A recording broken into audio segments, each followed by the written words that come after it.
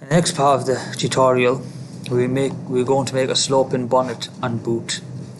So the first thing is to select this face and orientate it to the front view and make a slope. Get the line tool from this point to this point.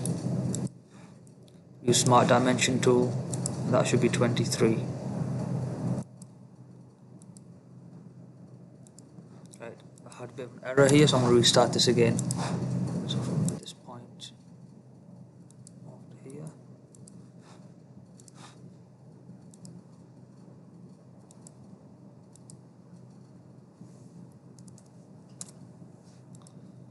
And again on the other side,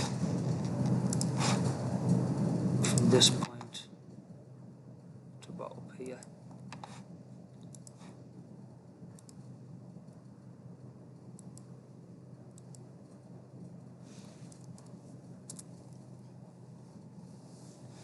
The next step is to complete the shape. So join the parts together, otherwise it will not be able to extrude cut. That's one done.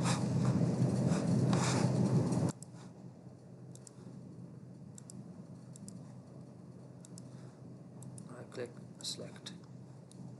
The next step would be to go to feature, extrude cut, and ensure that goes all the way through. Then you add fillets, so you click onto fillet at the top.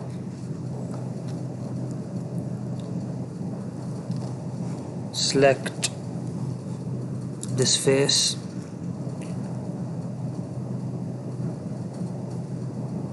Actually select edge 1.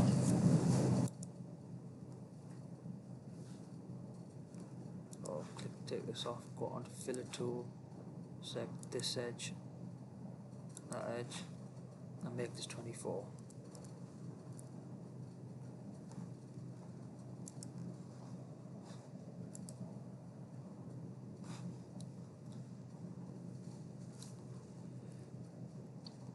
And then fillet the bonnet, 6mm.